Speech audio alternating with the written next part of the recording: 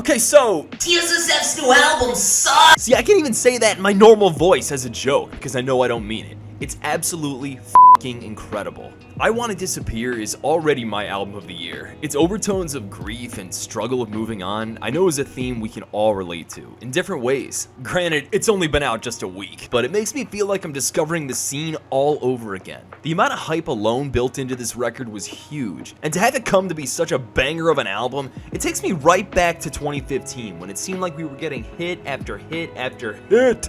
Albums and the introduction of new artists who would come to define what we know as the golden years of new pop punk. This is going to be more of a deep dive into what happened to the pop punk sound after 2015, and how the dichotomy between the story so far and State Champs influenced fans and new artists. But real quick before we get into that, You like what you see? if you do, feel free to subscribe. No pressure. Literally, I got a video on them, so you can check that out. What's with this guy? I know, what is he, like 40? Also got video analyses on old Adult Swim shows if that's more your thing, but yeah. What an asshole. So let me ask you, honestly, who do you prefer? State Champs?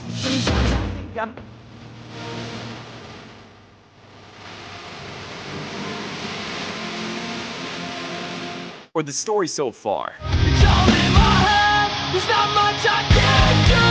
You set your face, I'll keep my truth. It's a peculiar split, right? If you've been around the scene for a while, you remember they both started getting traction in the early 2010s. As much as they are different from each other, State Champs from upstate New York and harnessing a more pop-centered approach, versus the story so far from California channeling a more hardcore influenced sound. They share more qualities with one another than you might think. Example, they both love the heavy stuff. Metal or hardcore?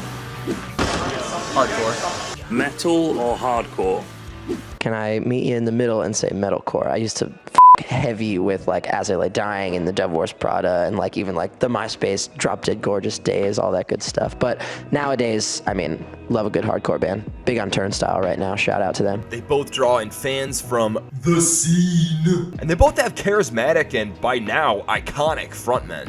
Reason I ask who you prefer, because the fact is, a lot of you guys might love them both, just like me. But in the mid to late 2010s, this split was real. Going back to the old rule of threes, I think there were three specific factors that ignited this split in 2015.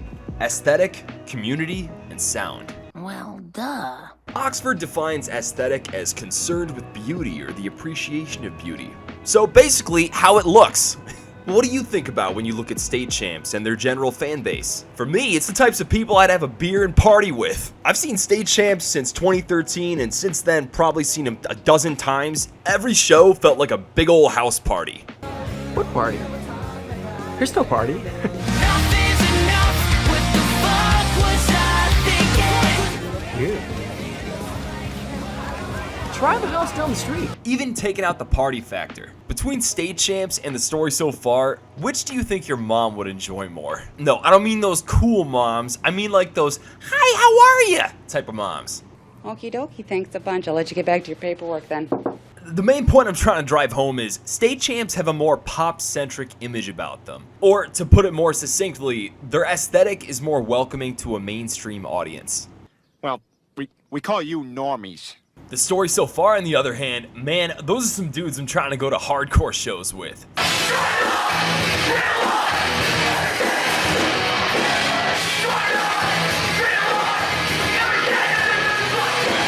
Hell, I discovered bands like Expire, Rotting Out, Tsunami, and Turnstile specifically from going to the Story So Far shows and meeting new people there. Just talking about what we like to listen to. Tssf shows to me feel less like a party but more of like an extreme main event, if that makes sense. Hardcore in general is known not to be as accepted, so to speak, as much in the mainstream, and that's just it. They're trying to stick with their roots in the underground. I think the Story So Far's aesthetic is enough to be lumped into that category as well. Which, let's be real, that's what they and the fandom want. Part of the Story So Far's allure is that they're not known to be especially active on social media. They don't do interviews very often, they tend to keep to themselves, and I think that's because, straight up, they just want to do their thing. They've had strong ties to the underground hardcore scene for almost 20 years now, and it seems like appealing to that underground community is, at their core, what they still want to do after all this time. Speaking of community, I want you guys to use your noggins for a sec. Think about what kinds of people adjacently would listen to State Champs. Like outside of the scene. Then ask that same question for the story so far. State Champs almost has a lighter vibe without it actually being light. Their sound is more polished in a traditional pop way, and yet they started going down this road in 2015 while still retaining a heaviness to their sound. TLDR, State Champs attracts more normies, the story so far attracts more hardcore kids. You call me? I know some of you guys might think, oh John, that's a Hot take!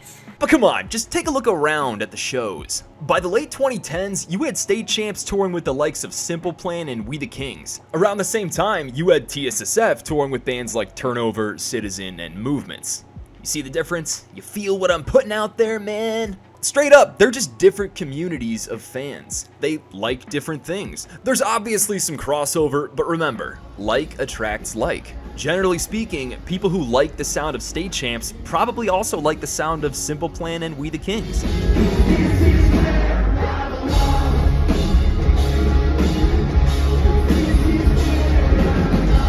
Just like how people that like the story so far, a more acquired taste, may be more open-minded to a band like Turnover opening the show.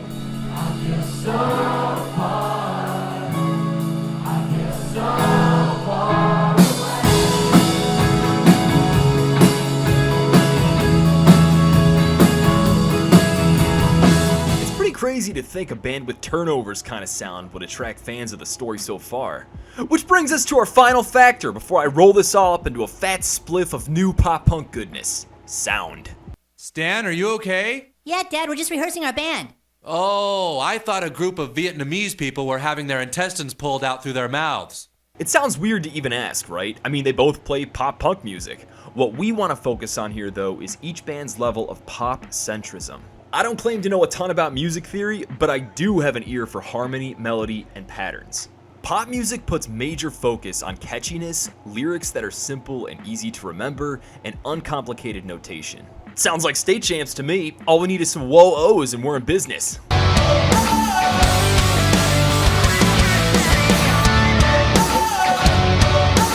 If Around the World and Back was the basis for State Champs' sound in the late 2010s, then Living Proof solidified it. It was produced by John Feldman, it had some of their catchiest songs, in my opinion, and its poppier sound opened up more relevant touring opportunities with bands like All Time Low, Mayday Parade, We the Kings, etc. As a result, this more pop-oriented pop-punk sound started to make waves with younger artists. By late 2018, bands like Summer Wars and Young Culture started popping up on my Spotify recommendations, which I think are two good examples of offshoot bands that took after more of that State Champs sound. And you should know, my smiles turn to a frown.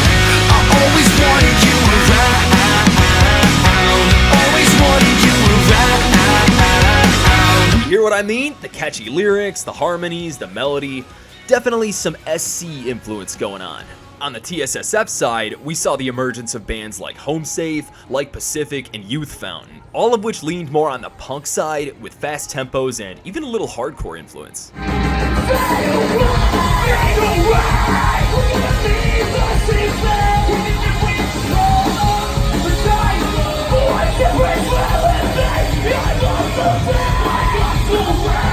The best part is, we're seeing the same influence take place with new bands of today. Those same bands I just described as offshoots are the same ones now influencing brand new artists. You got bands like DIMWIT out of Columbus combining that fast pace with pop melodies. Peace to you, to take with me. I've pushed so many people away. Now the question stays the same.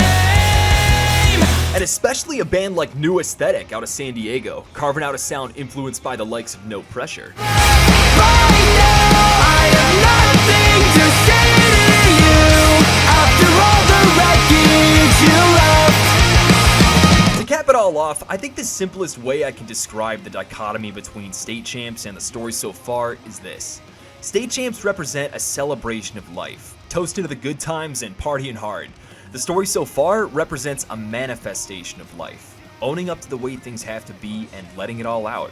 All that said, who says we can't love them both? There are times when I feel like celebrating and I jam some State Champs, and other times I'm in a more focused, intense mood and I'll flip on some stories so far.